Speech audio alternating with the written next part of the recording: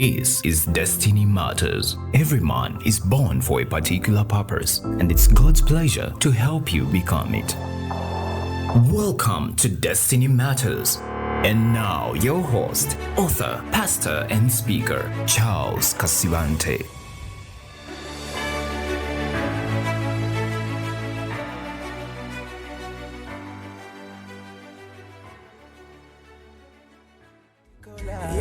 Kakasiza biwangamba ndi mwana bwogoyagala ekyo nkirabye konze sewakana kwebyoyogera omala n'obikola onjagadde mu lwatu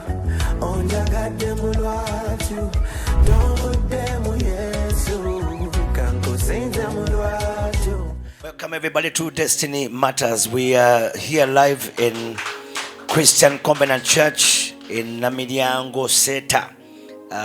The home of Reverend Karim Chitunzi, and we're excited to be here. As you see, that place we just arrived, they are doing a massive construction of their new building.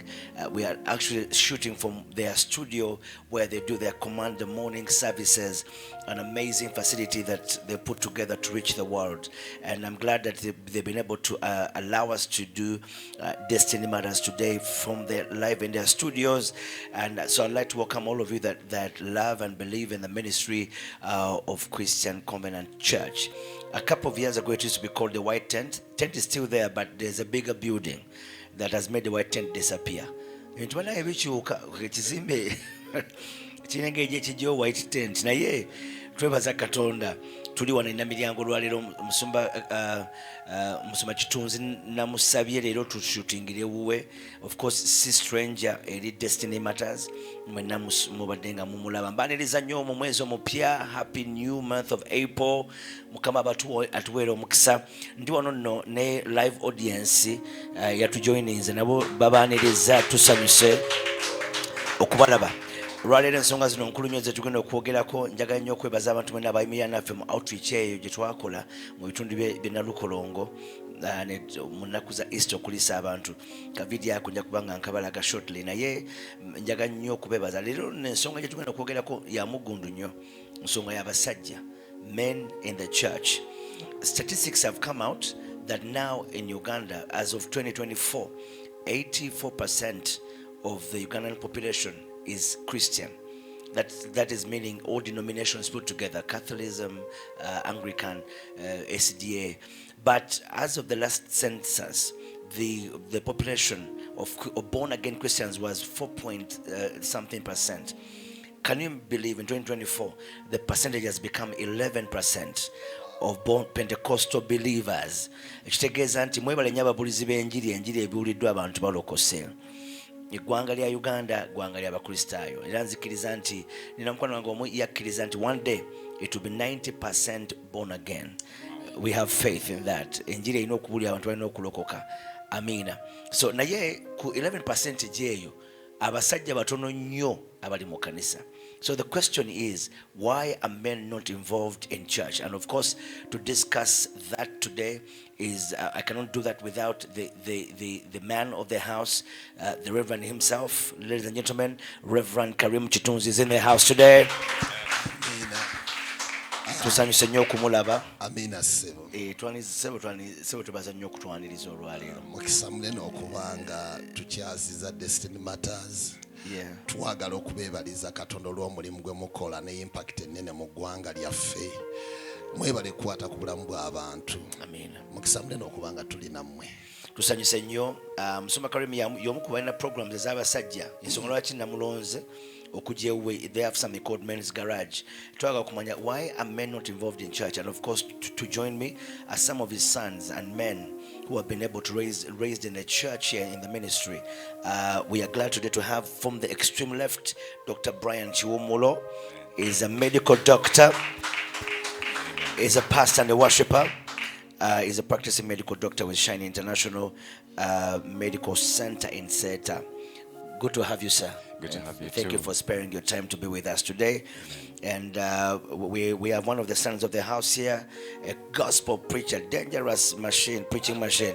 Pastor Herbert Bakensa is in the house. Thank you so much. Yeah. Catch God's Ministries tubaniriza nnyo sebo tusanyusa okulaba mukama mulungi bwe tuba muka break kano kyetugenda okuddako amaloboozi ge mujja okuwulira tujja kubanga twogera n'abasajja bano ku nsonga y'abasajja gw'alina omusajja mu nnyumba oba okuva ku myaka 18 bonna abasajja, young men and older men, gather them on the television. There's about to be a level of information that is going to help your man go back to church. God bless you. You're watching Destiny Matters and Rest TV. I believe in the new month, God has a blessing for you. I'll be right back after this break, and we will talk Destiny Matters.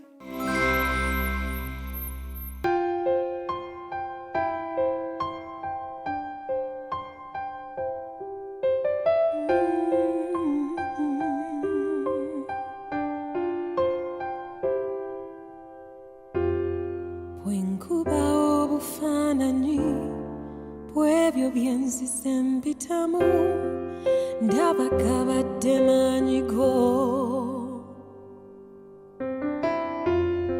bwendaba byensima tuse ngobufuyo bunchi. Some of these situations are very horrendous to live. You even wonder how people live there. It's difficult, it's hard. Look at this stream of water. When on a normal rainy day, this place is inhabitable. People can't even live here. But we have a role to try and reach out for Christ. Such difficult situations like this.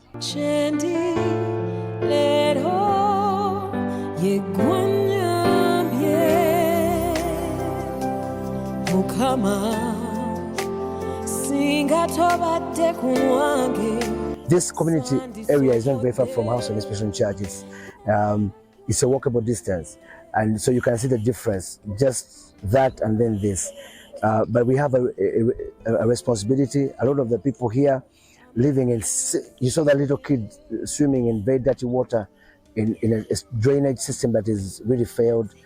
I hope one day we can do better. But thank you for all your support. Thank you for loving the ministry. This is what God has called us for. Christ is revealed. This is how he's revealed that he actually died and rose again. People need to know him by these acts. It's a little bit of a meal of Easter, but we could do more. So the team is done a great job. I'm with one part of the team, another part that has gone to another section. And you see them soon. Pastor Martin will be speaking to you on the other side. But we thank God for you. I pray that God will bless your families, bless you during this Easter time because of your giving. May your children never lack. In Jesus' mighty name. Amen. Thank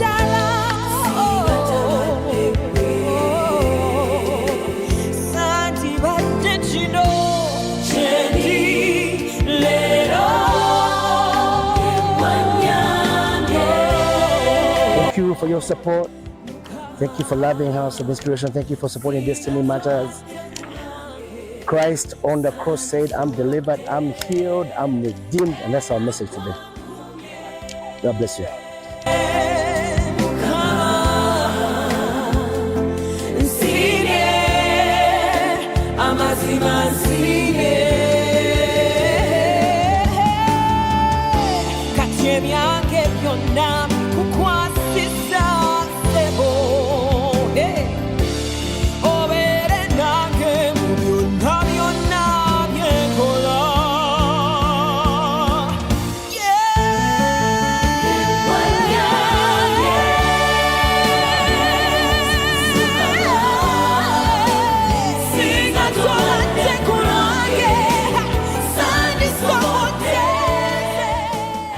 Owange gwe soko wulire bino ffe aba Interior Center abasangibwa Endatete ku Wakaliga Road tukutuusiriza sofa set ez'omulembe, dining tables, center tables, wardrobes, ebitanda, entebe z'emikolo ez'omulembe, sideboards, emifaliso, ebimuli ebirungi, sako ne curtains eziriko. Ate tetukomyawo ffe aba Interior Center ffe bakafulu mu kukolera gypsum ceiling, tuzimba ebiyungo, wardrobe partitions, sako ne TV stands mu nnyumba yo olunno n'enshanana. Twesige tukukolera ekyomulembe. Tukubireko ku 0758 69 72 43 oba ku noti 772 43 47 30. Faba Interior Center twesige tujja kwejjusa.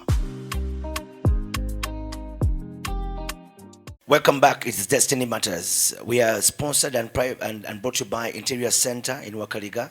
Beba tutekamu ssente okulaba nti tusobola okubeera ku mpewo bayimirira naffe ntubeebaza, and of course House of Inspection Church in Mutundwe naye twebaza Katonda mwenna abayimirira ne Destiny Matters zino nsonga z'amagenda obubaka nfunye bungi nnyo ne feedback mukama bawo omukisa mwenna abaga ensonga z'amagenda. Musoma Karim, vision evaawa ya Men's Garage kubanga gyenjagala tutandikireyo walaba bwetaavu ki? Okusookera ddala obwetaavu bunene era bwenjala okwogerako era nga April 2 kyekimu ku nsonga enkulu aho ky'abasajja bonna tubaaniriza Namiryango Christian Covenant Church. Okusookera ddala bw'oba onooyamba omulembe tosobola gukyusa ng'omusajja ali mabbali gaago kubanga okutandika kwa buli kintu kyonna Katonda atandika na musajja. Kati omusajja buli lw'omuleka ebweru tosobola kukyusa the whole cycle of how it is meant to be transformed. Naye n'ekintu kyogeddeko kibadde kikulu nnyo. Okusookera ddala tusooke tubuuze ti naye abasajja bakimanyi nti basajja. Omanyi ekibuuzo kikulu nnyo. Definition. Kubanga ennaku zo definition eyo nkulu nnyo naddala bw'ogenda mu nsi eziri endala ez'ebweru. Definition yatabuse. Bakimanyi nti basajja kubanga bw'otunula ebyawandiikibwa mu Samwiri ekisooka essula ya 17 olutalo olwaliwo mu mulembe ogwo baali tebanoonya balwanyi, baali banoonya musajja.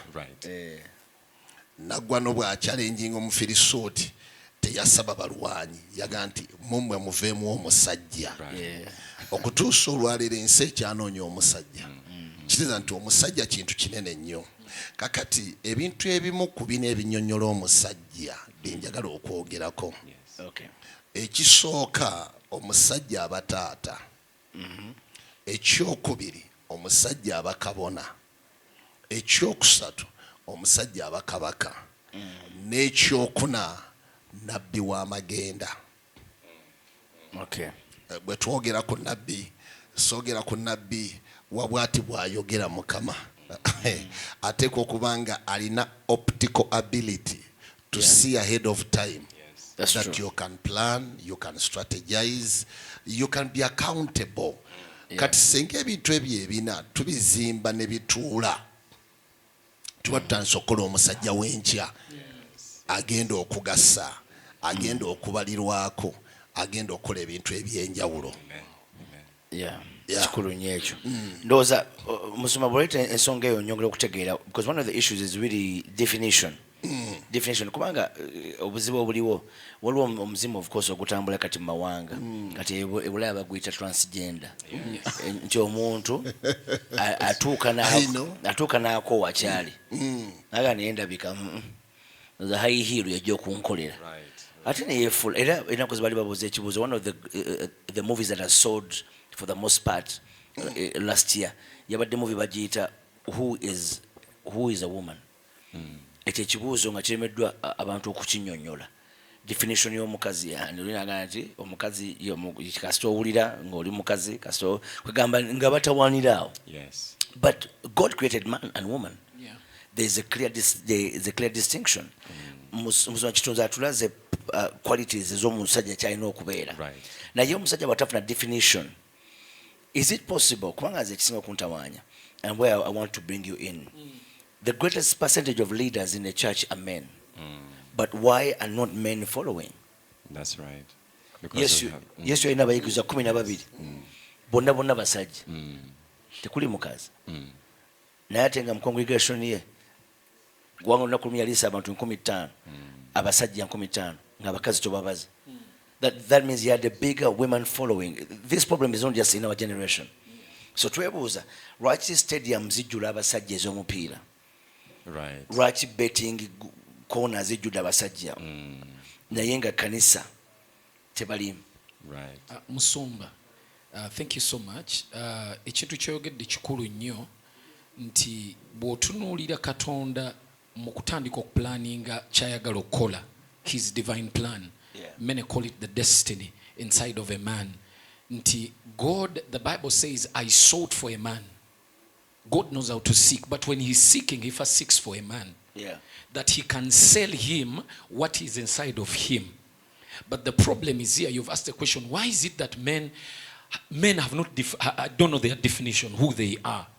It is until men go back and understand who they are that God will begin to work with them. Yes. That is why there is a time you preached a message that God can change his mind about something. So the other sex, the women, you get that? Bali abalala Katonda yanoonya kumaliriza mulimu gwe. Be yayita bali be bayita abasajja bwalaba tetulina kye tukola abakazi bali so quick. They are so flexible. Nti banguwa mangu kwata ate Katonda yezira muntu ayimiridde mu kituli okutandika okutambuza omuntu nenga the original plan and the system of God is man omuntu asobola okukola kyayagala naye nga yagala muntu omusajja. System ya Katonda tetandika na mukazi etandika na musajja omuntu asobola okuyimirirawo. Kiki ekisinga okuwalula abasajja okubatwala ku bintu ebirala ne babeera bangi nnyo mu birala ekkanisa ne batayibana na love yakwe gamba ate kubanga ka definition eno nkulu nnyo era mujogeddeko era mmanyi gye tunaggwera eno tulina okudefining omusajja eri atuwuliriza omuntu oyo atulaba afune definition naye ategeere who is this man. Yeah, because Pastor Charles, you've asked something very important. Omusajja mukutegeera okwange their wiring engeri Katonda gye yaba wundamu baagala nnyo ebintu ebiri manual. I love to say that man is manual. They love to do things. They love to do something practical. They want to pretend to be busy. When you tell them, why didn't you come to church? Why aren't you coming to church? They tell you, I'm busy. Nina byenkola. Naye nga bw'obuuza results ezabiki ebyo byakola wayinza obutabaawo oba nti they do not have the right definition and they do not go back to the one that created them, that wired them, so that they know how to use this machine that they are or the person that they are. So they need to have an understanding. The Bible says in Exodus that your men shall appear 3 times in a year before me. And I do not know why he specifically asks for those 3 times in a year. And he specifically says men shall appear before me those 3 times. I believe it is part of that. Kikulu nnyo olunyiro okuluwa abantu okuva 3:23 nti Mukama n'asabanga abasajja ensonga nno nkulu nnyo omusawo. That means God wanted men to appear before him 3 times a year just as men. Ng'abaagaza ki? Okusookera ddala Pastor Charles mbadde mpuliriza abasajja ba Katonda abazze bateekako ettaffaali. Njagala kudda ku kigambo how men are wired.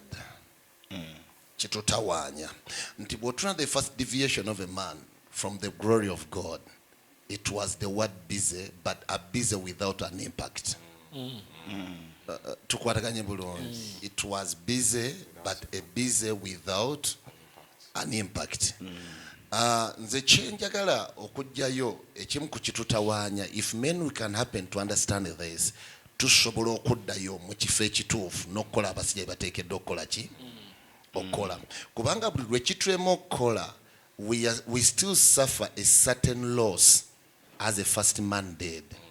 Number 1, Katonda teyakola musajja kuba independent. Katonda design ye y'omusajja yamukola nga ali dependent to him. When you isolate man from God, there are some contents in man that ceases to be reactive. There are some contents in man that ceases to be reactive. Osigala woli nengo ina byota kyasobola kukyusa. Kyovula nti bw'otuna olwaleero ebintu bingi nnyo ebyali birina okukolebwa abasajja kati bikolebwa bakyala. Era bw'otuna mu statistics of the economy, wano ewaffe mu Uganda, especially kankireta at the lower level, in the banking sector ogenda kwesanga nti women are so influential in the banking sector, issues of transaction and what than money, nti ne rotation ya cycle ya sente eri nnyo mu bakazi okusinga abasajja kuba waliwo ebigenda bifa mu bulamu bwaki abakazi sebe ennaku zino sebono bakikubye obvious ekintu kiri ku level ndala era boba kati bana batanawasa wesiba bbiri kubanga kati kyasobola kusuubiza muntu sente azirabyeko abantu baziina tukyasobola muntu kumusibira waka nti sigala ate musumba oyogedde ekigambo ekikulu kubanga kati abakazi tebakyanoonya sente mu basajja abakazi banoonya musajja mu basajja okitegeera eyo nayo nsonga ndala kakati kati nti ekya sente kyagudde ebbeeyi sontanisho ntuli omusajja obadde okangaza kubanga olinamu obuggolamu nze musajja w'ennyumba kubanga olinamu temujja kwogera naye sebo katokyasi omuntu oli kati omukazi lo yakikubye ekuze sente kati omugamba ki kati ayagala musajja walina okubeera So in other words, the other components have to arise in a man for him to be relevant in this generation. And I think we need to also talk about the idea of wiring. That is it possible that church has not strategically thought about the man's wiring? Nti ebintu bisinga mu kanisa bwebitunuulira actually yadaga manoga nti it's the culture of the church that attracts women more than it does to men. Yes. Ne bwe ba decoration ne bwe bibeera ebikolebwa mu kanisa olumu ne message it appeals more to the woman more than it does to a man kubanga wiring y'omusajja ayina ebintu byanoonya munda mu ye kati wiring how is a man wired? I look at the way that Jesus drew a man like Peter. Jesus is at the sea coast. N'akwata eryato lya Petero n'alimweyazikako. Petero abadde akooye ayoza migonjo abivuddeko. Yesu n'ayingira eryato n'abuulira enjiri. Oluvannyuma lw'okubuulira enjiri n'akwata ku ekyo Petero ekyali kimukutta omutima n'akikozesa ng'eddobo okumusika. In other words, he got into his wiring and switched him, told him, now you're going to be a fisher of men. He still used the same wiring of work and the same language that he understands. Oh, so you made men are more attracted to assignment, work, get involved, do this. Challenges. Yes. N'ekyokulala musumba, sorry to cut you short, nti bw'otunuulira ti abantu bano bali wired, we are wired, waliwo kye tutannaba kutegeera nti eyatutonda n'atuwayaringa bw'atyo, waliwo kye okubeera nti tuteekwa okusooka okutuuka ku kigero okutegeera nti tutegeere ekikula kye yali mukozi mu lubereberye. Katonda yali mukozi, kati bwe yakola omuntu bwe yamwebasa n'amugyamu kino ekitutawaanya ekitusukulumyeko nga bw'oyogedde nti bwe yamwebasa yamugyamu woman, ekitegeeza a man with a womb. Kati ffe tukyagaanya oba abantu abasajja bakyagaanya okutegeera ono eyabawayaringa kikula kye, because the manufacturer makes his idea ekimufaanana. Kati abasajja tubadde tukyewala nnyo okutegeera ono yatutonda atya. Mu lubereberye yali mukozi mukabazi, n'aleeta omuntu oli the man and he tells him, can you till this garden, work on it, kolanga ebintu bwe mbikola. Kati olw'okuba muzeeyi ayogedde ku kigambo kye bayita being busy, kati omukyala sitaani n'ajja n'afuna this space, the gap, n'atandika okukyusa endowooza y'omukazi ono, the man with the womb.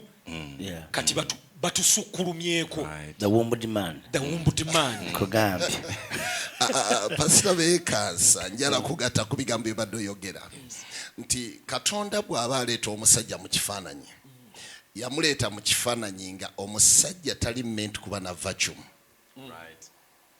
Omusajja buli lwaba ne vacuum sitaani ataking advantage. Ate vacuum mukikulu wanga olaba ne bw'obanga mu kanisa ng'osinza gwetunulira mu kanisa abasajja be babala ebyuma ebyuma ebiri ngeno muyimba agamba hala empagi ewa bagikola batya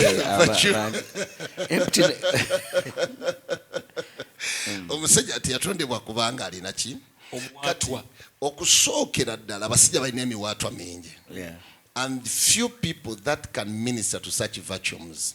Number one, omusajja tanoonya amubuulira yeetaaga amubikula okumuyamba ategeera yeezuule okirina bulungi kubanga bonna balina obukakafu nti buli ekyetaagisa bakirina mu bo okufuuka naye tebafuuse kati teyeetaaga akyogerako yeetaaga akibikkula practical application how can I become that man jukira mu kanisa zaffe today we don't have practical applications twina references and references do not move men because men are wired to be practical.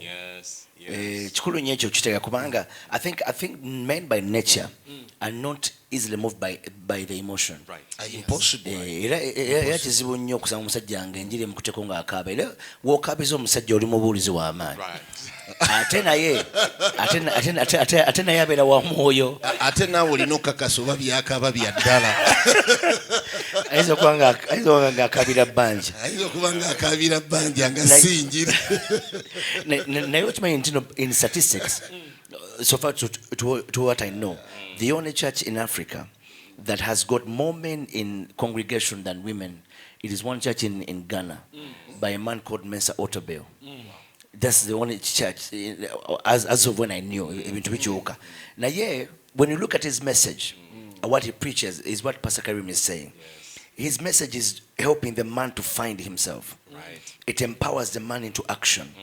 I think omukazi by nature women are emotional.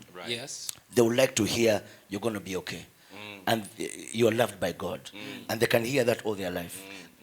Kyenyinza okugattako nti olulimi oluzimba omukazi si lwe lulimi oluzimba omusajja kubanga abakazi omuzimba in an emotional environment ate omusajja ayagala kumutaganjula kumulaga kino now kankijje bwe nti olunaku lumu Yesu alina ekintu kye yakola and he did it to men for this time yakakasa nti congregation terimu musajja abakulembera n'abayisa mu kkubo lyamanyi nti bagenda kubakwata omusolo tukwatagana bulungi bwe basinkana ab'omusolo I strongly believe for the reason that I'm going to lay down ahead of time nti bwe babakwata omusolo batandikira ku Peetero bwe bamala bakwata omusolo kitegeeza ne Yesu musajja alina okusasula omusolo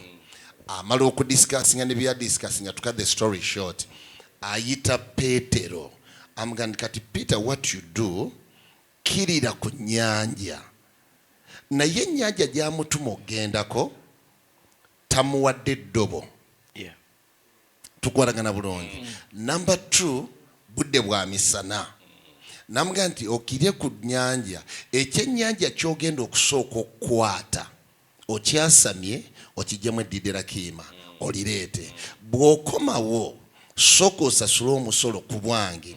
Now the logic here is he was teaching Peter the message was Petero njalutuke ku kiseera nga you can begin to reason out of nothing to bring something into existence. Tukwatagana bulungi kati azimba omusajja mu bulamu bwaki bwa Petero. Now in this era that we are in we find men who say I can't, who say I don't know, who say it is impossible. But that is not a literature of a man to say you can't. Then if you cannot, then who will manage? Petero nakirira. Petero wakirira ku nnyanja. Jukira Petero azaliddwa ku nnyanja bavuba kiro. Naye amugambye nti eno mission ya misana. Kikyagezako mugamba nti Petero you cannot live by experience, get back to the grace. Kati ekitta abasajja is the experience of a man. Erina kyesobola okukola nena wetasobola kutuusa kubanga the wiring was meant to be dependent. Yeah. Ate ndowooza ne ku nsonga eyo ndowooza you begin to realize nti no Peter Krista amuwa a new way, an approach of life, following an instruction. Exactly. I think a lot of men don't have instructors. Right. And they don't believe in instructors. Yes, because also, yeah. Also one of the reasons, Musumba, by nature, women are submissive. Yes. Bawuliriza. Omukazi asobola okuwaayo erinnya lye n'alivaako n'atwala eriryo. Kati abasajja by nature they don't know that. Pastor Charles, ebigambo by'okozesa binene. Nja kusaba tusooke twetoolooleko ku bigambo ebiri, instruction and submissiveness. Yeah. Tukwataganye bulungi. Now, until we come to the point of understanding, God cannot deal with any man until there's a place for man to receive instructions. Yeah. Kubanga amaanyi ga Katonda and his intents divinely zili translated into any man as an instruction. Yes. So when you choose to live a life outside the instruction, then you cannot align with God anymore. Yeah. And I think is to find the instructors in the church. That is what you're talking about. Yeah. Tuina omusajja bwanabanga anafuna allegiance. Kati I'll give an example. Mzee Karim, abantu bonna abasajja boyina abakugoberera. They listen to you. They hear your voice. Kati abasajja abasinga tebalina ddoboozi eryo. And I think the culture is huge because first of all the biggest percentage of men have been raised by women. Okay. You know that. Right. Okay. Obvious. Yes. Yes. Single mothers have raised men. Fathers have been absent. Right. And the cycle continues. Musumba nja kusaba akantu kano, permit me to interject a bit. Yeah. It is hardly a woman to raise a man. They raise male. Bagolokosa kisajja kirume. Bagolokosa kirume. Kirume. Yes. Ontegede bulungi. Yeah, by the way, I think that is key. Yeah. So I really think the cycle, the culture must go back to where are the fathers. Right. So the absence of fathers is always a problem. In fact, even if you look in Genesis, it is the absence of Adam. He failed because he had no father figure practically in his life. Neno okubula kwa Adam kwe kuwa omusota space. So whenever fathers are absent, I think that's so the cycle begins. Kati nze bwembanga nga si raised by a father, by a man, I'm raised by a woman, I'm going to think like a woman. No wonder people begin to become transgender. That is the reason. The reason is here. I could say that there are few instructors of men who have destinies have not allowed the other part of instructors being instructed. Kati we are lacking spiritual and physical instructors. Omuntu ayinza okutuula wansi n'omuwulirizaako n'atandika okugjayo omusajja ali mu ggwe. Number 2, the instructor you sit under will give you his lifestyle, his character. Kati bw'oŋŋamba nti abakazi have become instructors of men who are designed in the image of God. Kitegeeza product egenda okufuluma ya kikazi banafunafu beesaasira. So a man needs an instructor. That is why on the 20th the instructors coming here we are going to speak into the men. Omusajja oli aveeyo atandika okubeera mu kifaananyi kiri Katonda ky'ayagala. Wabeewo okuwaanyisibwa okuva mu kirume okuyingira omusajja. Naye nekyala olaba abasajja bano si bangu kuraisinga. Abasajja bagume. Omanyi lwaki? Abasajja bonna balina olutalo ku kigambo instruction. Kubanga number 1, buli ekigambo instruction lwe kijja okumpi n'omusajja nga tekina kubaako kye kikola kina bye kijja ku musajja. Right. They are not willing to surrender their ego, their esteem, their pride. Ezindwadde z'abasajja. Because every man thinks that he knows. obuzibu bunene Obwo buzibu nene nnyo kubanga amanyi ayagala okumanya. oyogedde ku nsonga ya manhood nga omanyi bwobanga oli raised in an environment kati nga for example you're raised by a woman and not in a bad way. When you're raised by a woman alone and never hear a male voice, you respond to life as a woman in a man's garment. That's why you find very, very emotional men. Bw'osoma mu ngero essula ey'okubiri atona kusoma lungero osanga n'omusajja alina entondo mulembe guno kubanga yakuzibwa mukazi kyeyalabanga ekyo.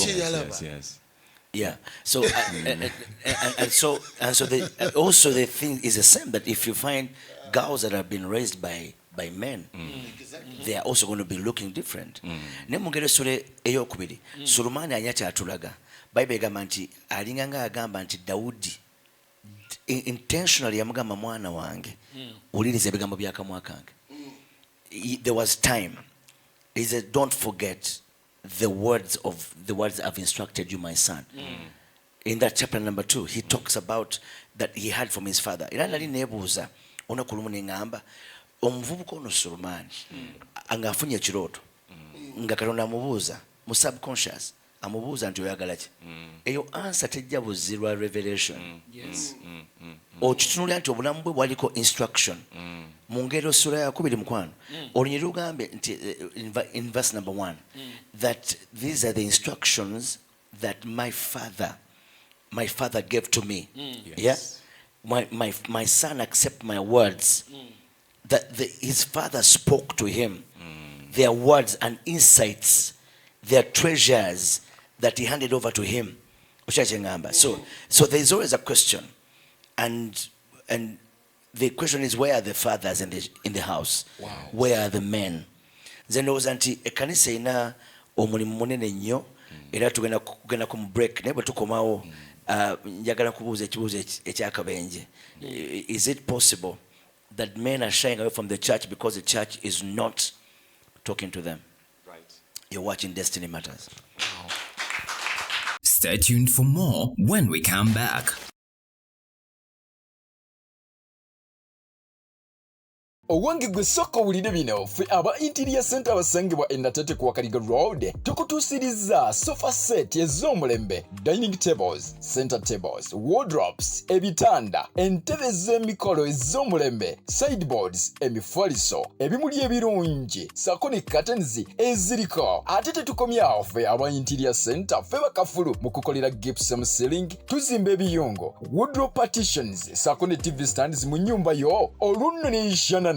Twesige tukukolera ekyomulembe. Tukubireko ku 0758 69 72 43 oba ku noti 772 43 47 30. Faba Interior Center twesige tojja kwejjusa. This is Destiny Matters. Every man is born for a particular purpose, and it's God's pleasure to help you become it. Welcome to Destiny Matters. And now, your host, author, pastor, and speaker, Charles Kasibante.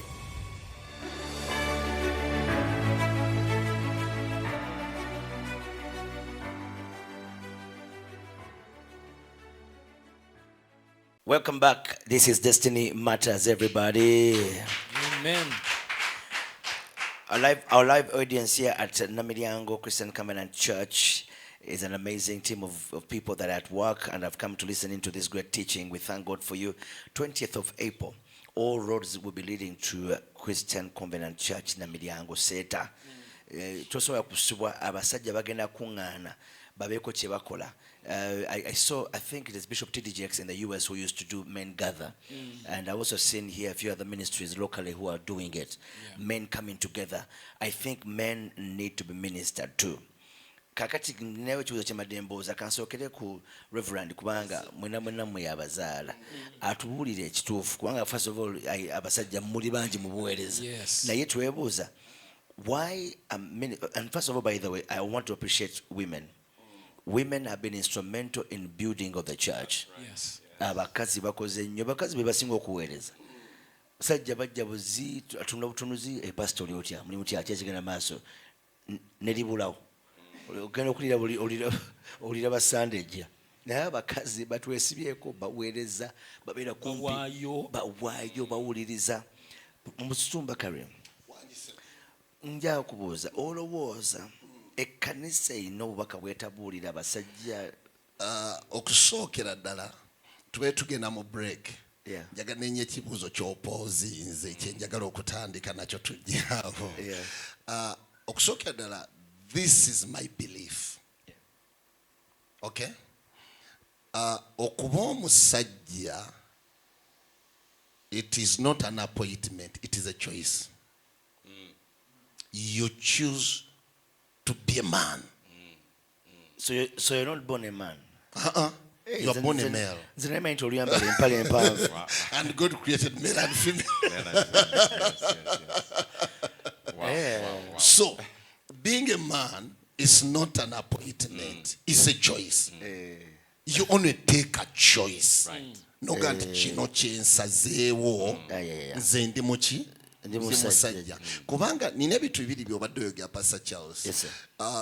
Ntunuulidde abantu babiri, omu yakuzibwa musajja omu yakuzibwa mukazi. These were all male, but one became a serious man and another and have some doubts, but we'll discuss the doubts later. Bw'otunuulira lubereberye Essula ey'asatu mu omusanvu tulaga family setting nga Esau akiyimusibwa Isaaka nga Yakobo ayimusibwa nyina Rebeka. Tukwataganye bulungi akati obwedda omwoyo gwange gutawaana. I've been contemplating within my spirit ntegede bulungi to all the opportunities that Jacob had. How come that his ending was very miserable compared to the man whom even robbed the blessing and he ended up mighty and great? It was in his understanding as an Esau. However, I lost it. I'm still a man. Recovery will take place. Okay? Being a man is a choice. It's not an appointment. Awo onyonyeza emmeza eriko ebyomuwendo bingi nnyo kubanga nze nali manyi nti kasooya mbala empale empanvu. Muggwanga lyonna tegeza kyawunya okufumbirwa mmeero.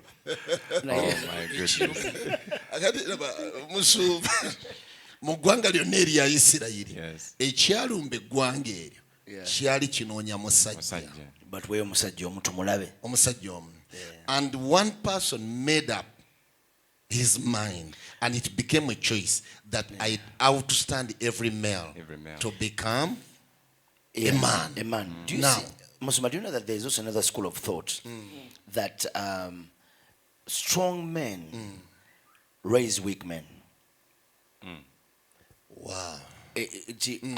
Kati ffe tufubye tubonyebonye tupisanye okutuuka we tutuuse n'ensi okutulabako tekibadde kyangu naate obwana bwaffe bwe tukuza uno bummeero tubupampalinga. Pastor Charles, I think that comes because of the mentality that the fathers have, that I went through so much turmoil and toil. I don't want my child to toil or to go through the hustle, through the forest that I had to go through to get here. Now you give them a softer landing and you deny them the principles that made you. So you're raising this Jacob weak, feeble, naye ng'ate gwe wawulwana oli w'amaanyi. Kakati kyenjagala tuyitemuko katono as a bypass. When you take a choice of being a man, how do you become a man? There must be a process. Okay?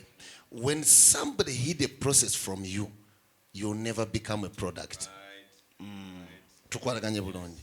Omusajja founder wa Emirates, Dubai, bwe yali agenda okufa, by his will, these are the statements that he made. Yagamba bw'ati, bajjajjaffe baatandikira ku ndogoyi. Bwe baava ku ndogoyi ne badda ku camel, balwanagana. bwe baavaawo ne bajja mu Mercedes Benz.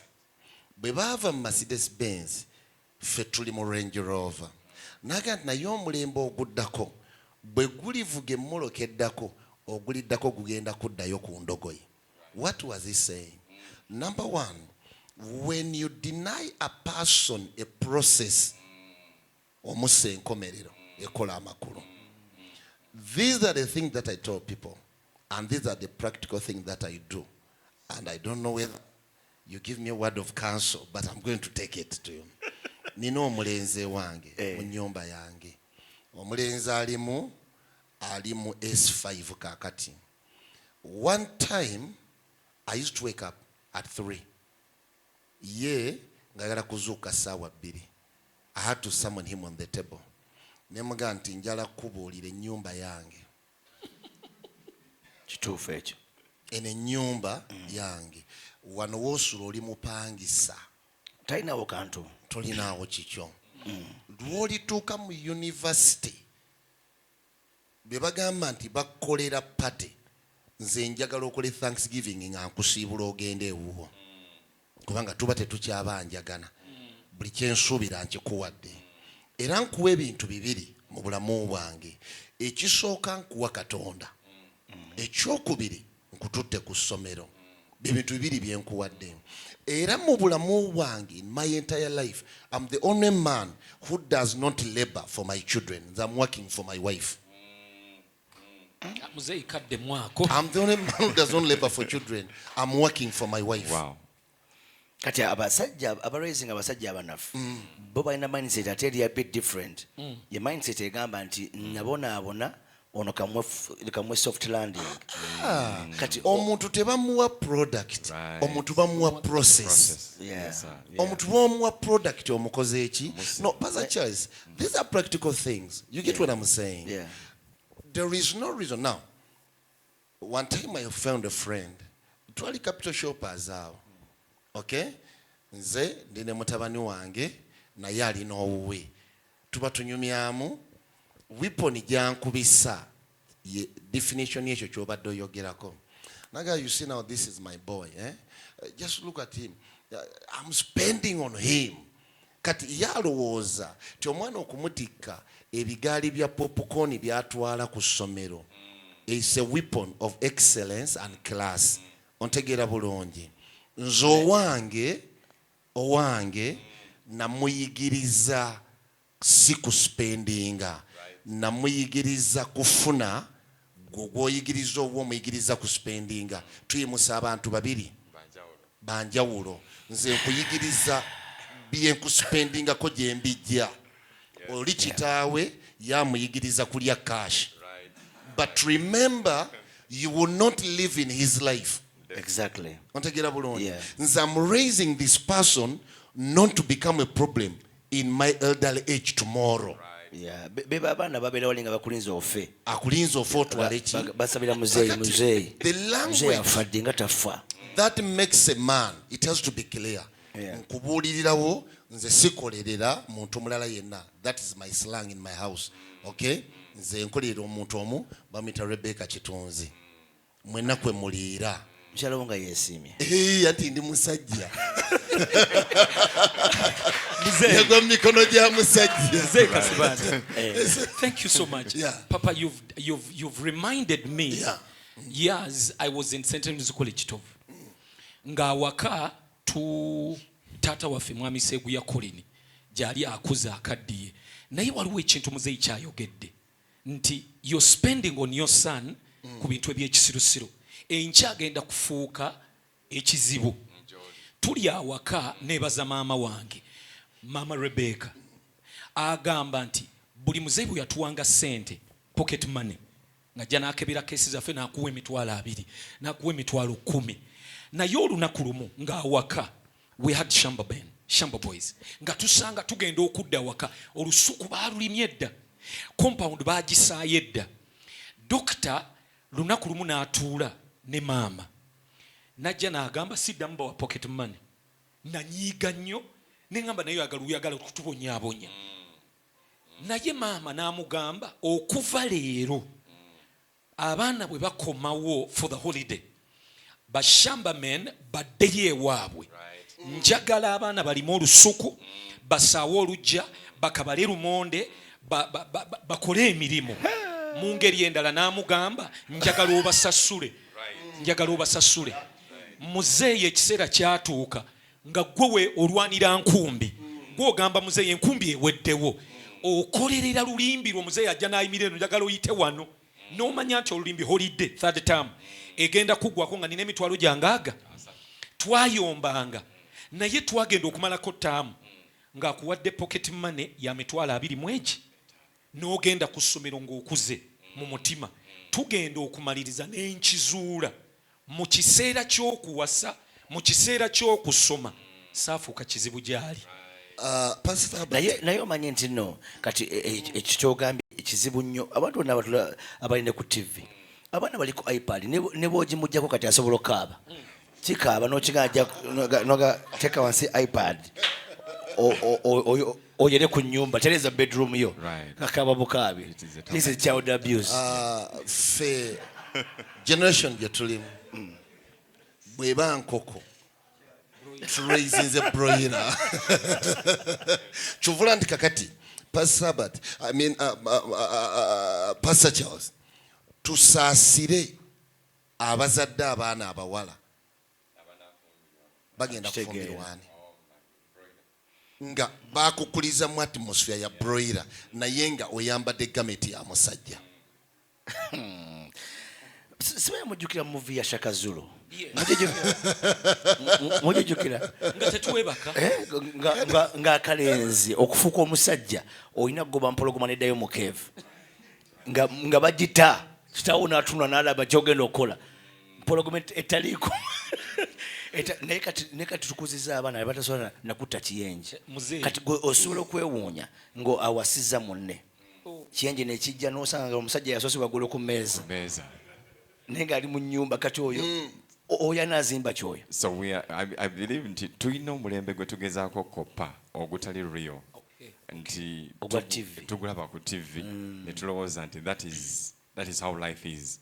Ate nga betukoppa bo bakikola tukola mu sente fe abalaba, but that may not be their practical life. Ate no koppa western culture. Right. Muzeeyi kyoyogedde western culture nze mbadde nkiyita Hollywood instructing. Hollywood instructing. Atunula ku TV omwana tomukoonako omwana tokola bwoti. I saw a video of a man taking the iPad from the child. Omwana n'akomitinga suicide. Can you imagine that? Mulenzi yakomitinga suicide. Abo kitegeera nti kati we have copied the Hollywood lifestyle. Gochmanyi ntino nti ensonga enkulu nnyo ne mu service ngeri abaana basaba ekkanisa egenda maaso omuzadde okwelirivinga ku mwana obutamutawaanya nga mukwasa simu kati omwana akuza ali mu church but never have an encounter with God. Tali mu Sunday school tasabiddeeyo omuwadde simu mu kanisa. In fact at the early stage omulaze nti those things don't matter. You can be here and still be on your phone. Era watu bagenda okula. When you isolate a male from a prize, you've destroyed a man. My goodness. The man in him. Nekati njawulo, what is the thin line between child abuse and there is no thin line. Musumba. Wanga. Oyogedde ekigambo si kitono. Era sisirise kuba sina answer. Naye ndabye obuzito bwakyo. Nti tulowooze ku strategies sitaani zaakozesa to destroy the male seed. Tukwataganye bulungi. To destroy the male seed. Kuba Musumba njagala otunuulire structure ya Katonda. You mean he had no any other way apart from the cross? Why did he have to let his own begotten son to go through the cross? Era nze n'olunaku mulali mbuulira ku Easter n'endowooza nti nze mba kuba Yesu naye nti bampe kimegaphone bampe ekizindaalo ate ngende mbeera eri waggulu ku bire bagamba abange mwenenye naye okujja n'osasula omuwendo n'oka ku musaalaba omwana wo ate olesa ensonga enkulu nnyo Reverend. In other words, you're saying nti God had to allow Jesus to pay the price. First he read the price. I know he knew what he's going to do. Yeah. Omwana ono omulenzi. Jesus is a boy. Ba Isaiah bagusoma nga tebagusobola. Baani bonna tebagusobola. Ne Yesu n'agusoma namuga ne wankubadde ogusomye. Njagala kujjamu musajja mu ggwe kubanga abasajja bangi bagenda fubutuka mu ggwe. N'asasula omuwendo ogw'essaalaba. Ensi tegoberera baana egoberera musajja. Yes. You said something important, Papa, yesterday. You said ekanisa si ya kitawe wa Kristo. Ya Kristo. Exactly. The church is not for the father. It's for the son. Yagisasula omuwendo. Yagisasula omuwendo. Kati, every kind of life you talk about, however you declare prophetical about it, but if you're not willing to pay the price, it will stay in the prophetic arena. Amaye n'ensonga lwaki Katonda abasajja asinga bwe yakozesa yabajjanga ewaabwe. Obvious. Abamalemu obulamu abateeka mu nsi eri serious. Kakati kino Pastor Charles kiwulire buli lw'osumba omuntu ng'asukka emyaka 25 nga tava waabwe ke kamu akabonero that is a failure. Ati suuse ekyalo ove ku mutala gwe wamwe ogende ku neighborhood village naye ng'ovuddeko awaka. The beginning of every becoming is living. Nga liri awo 25 negamba mama enkomawo ofumbye ne musumba Charles ne kino tukirowoozeeko tekuba kunyigiriza. I know. Noba nevubuka lyo n'olizaala n'olikuza n'olisomesa ne lifuna degree ne likoma olirya emmere. On whose expense? Ennaku ze waliwo n'abasajja abanoba. Adde wano. Nja kuddayo mama wange. Olaba ekibagamba nja kuddayo ewa mama. Tosobola kuba musajja n'oga nti ngenda kunoba nzire ewa taata wange. Obe kizibu kyani. So ekitegeeza parenting eno ezimba foundation yamanyi who the man is. Obvious. So there has to be levels of intentionality. Exactly. Lwakuba nti ntino answer ngamuganya okugijja mbadde mbuuza akanyiri kaliruda where is the distinction between child abuse and raising a man. Kubanga tiwali atabagamba nti njagala obonebone nga bwe nabona. No, that's totally different. Is that different from the njagala onyigirizibwe? Omanyi kankule Pastor Charles nti ekigambo kibeeta atmosphere kikola amakulu mangi. Nze njagala nnyo okulima n'okulunda bintu bibiri binsanyusa. Enkoko eyaluziddwa ekyuma tefaanagana nkoko maamire. Yes. Enkoko eyaluziddwa ekyuma Pastor Charles tetakula. Right. Ne bajja ku sowaani mpulira zirwaza kansa zino zigonde zibroiler. You get the point? Quick fix.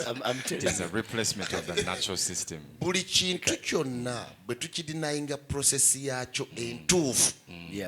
Content mucho tugisubsidizinze. Yes. You get the point? Yes. Kakati abantu bangi mu kifaananyi ky'abasajja they have been denied the right process. Kati content yaabwe ne tugikola ki subsidizing ne tugijabula. Ontegeera bulungi. Atmosphere kintu kikulu. First and foremost, wayibuuziza ekibuuzo. Why do you think men do not come to church? Ontegedde bulungi. Number one, kubanga omuntu ajja mu kanisa buli lw'oyingira emiryango gy'ekkanisa ekkanisa kyesooka okucekinga is the content in you. Number one, men don't want to clap their hands. Why do you think so? Content. Exactly. Omukoya. He cannot persevere. Broiler. Ontegeera bulungi? Ye bannange. Bw'omuga nti situkatoola ozimba mental faculty ye okubanga agenda kuba receptive. Ekyo omukooya, you are disturbing him. Omumalako emirembe. ontegedde bulungi ne remember buli kintu ekikolebwa in house it is a preparation for what is about to happen era ojja kivumbula nti katonda bw'aba ayita akoma nnyo ku bakazi okusinga ku basajja. Right. Yeah. Yes. So Reverend, are you raising your daughters differently from your sons? Obvious. Katabola boba kuzotia. Now, this is a way to go. This is a way to what? To go. When I'm raising my daughter, I'm defining my mother into their lives. Wow. Wow. Wow. I don't define myself. Wow. Hey. Tikugamba owunda you obera owunda omuntu alina percentage ya nnyina buli muntu right naye erina kuba ntono mu musajja percentage nini nakusinga kuba yaki ya taatawo kyovula nti tuba tukuza abaana in the parenting methodologies omwana nga atuuse ku myaka 13 aba takyawulira ddoboozi lya nnyina omwana omulenzi era nnyina bw'ayogera amuddamu era maama akyusa language n'amugamba ligyaga nti ŋŋenda kukuba amugaa ku luno kitaawo kamulinda dde then ogwali omuggo kati gufuuka taata. I think we are getting on the same page. Nkigezaako kiteeka mu practical sense mu mutwe gwange. Ogwali kati afuuka ki? Afuuka taata. Tonaabye ninda kitaawo akole ki? Kyova olaba abaana baffe nga basituka tebatwagala. Because you are an enforcement. Right.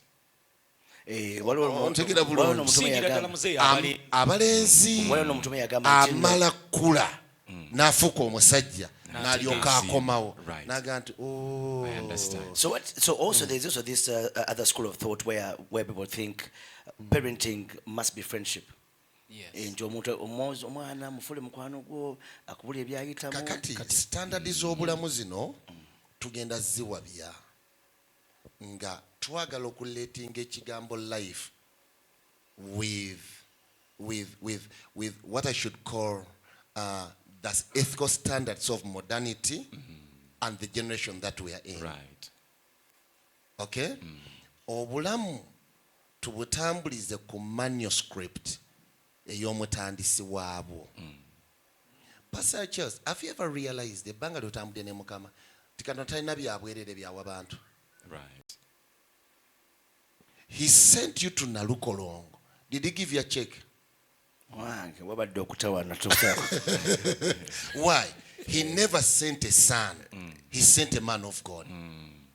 So it is you to prove to yourself that I'm a man of God.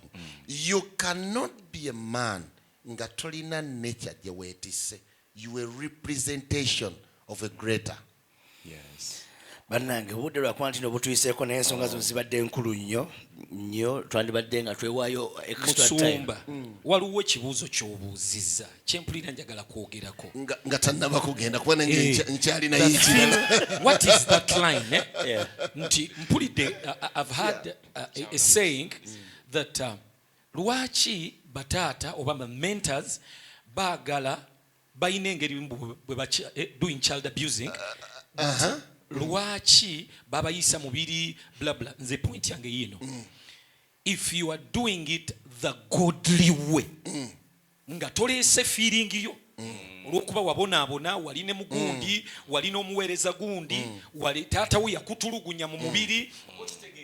But if you can come back to the godly way, so it is not violence. It is not violence. It is not hitting you and beating you. If you can do it the godly way. Naye taata we yali mugagga mwewuunyiza emitwalo 25 egya pocket money. Ngazikuwa zesazifunako. Pastor Charles, let's go the practical way. Yeah.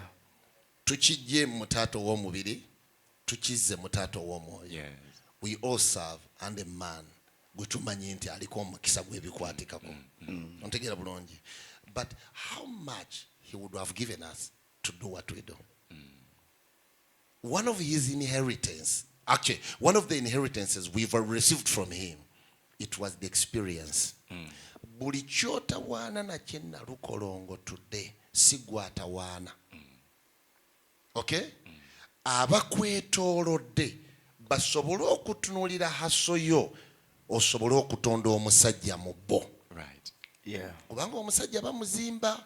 Paulo nga bw'agamba nti I'm interceding and praying that Christ be formed in you. N'omusajja bamutonda mu ki? Mu muntu. Ontegeera bulungi. Kakati buli kyolaba kyonna ekiriwo. Okay? Si gwe kizibu. Gw'oyimiridde that you can form a man in them.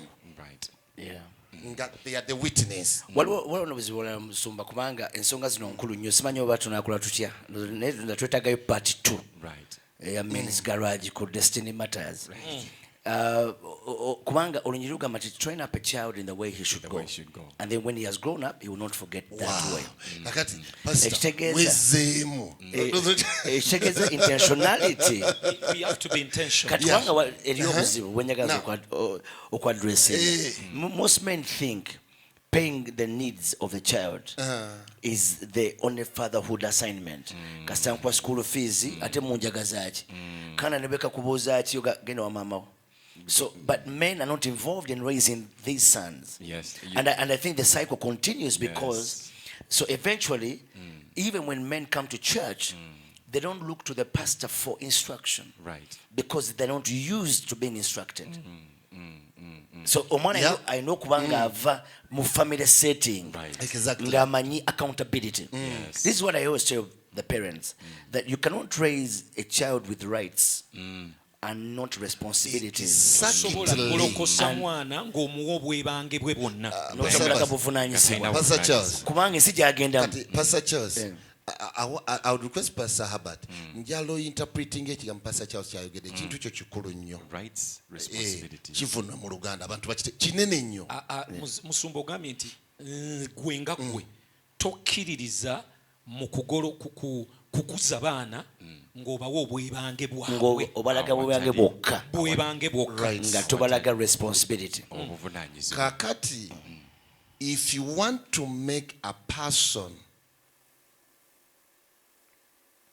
if you want to seize contents in any person, give him rights without responsibility. In a generation, egaba rights without netakuwa buvunaanyizibwa nekuma balance. Ontegedde bulungi. Kati yo Bible etugambye nti train up a child. One of the things ebiteekwa okuba in any training ground, okay, tebaku training a basing how you feel. You should be trained. That is number one. Okay, omuntu ono omulekera omukisa yo kugunjula okumentalinga okuzimba okusinziira kikyakulabamu. Tukwataganye bulungi. Rights tezikikkiriza, zigamba sigaza kyoli nenga tebakiwadde value. Okay, so rights are good in destroying values. Exactly. Atera bwogenda mu nsi nkatinga mu America, because they gave rights. So a lot of African American families kyali kizibu nnyo comprehending rights that don't have responsibilities. The result was that all the men who have been raised as African American about to America, the biggest percentage of them end up in prison. In fact, bagamba kizibu nnyo okusanga omuvubuka wa omudugavu atabanga ngako mukomera kubanga tosobola kundraisinga nga sina accountability ngende mu nsi erina accountability. How will I operate in a world that accounts for me? Sisi wakati walayo kufuluma nenvuga emmotoka nenjivuga nga bwe njagala waliwo etteeka ligamba I keep left or I keep right. Kati sobola gamba nti nze it's my right to drive bajja kunkwata. So bannange emboozi tebankadde baganda balugera mwebali nnyo okulaba Rest TV ne Destiny Matters. Tubadde namiryango w'omusumba Karim Kitonzi. Men's Garage 20th tugenda kufunayo part 2 eya program eno week ejja. Ensonga zo zikyali nkulu nnyo. Njagala kulaba ku basajja nga bajja mwena abali ku Rest TV vuga emmotoka yo jangu bino bigenda kukyusa obulamu bwo. First of all, it's going to help you not only you to find out that you're a man but also be able to raise men at your home. God bless you. Until next time, thank you for watching Destiny Matters.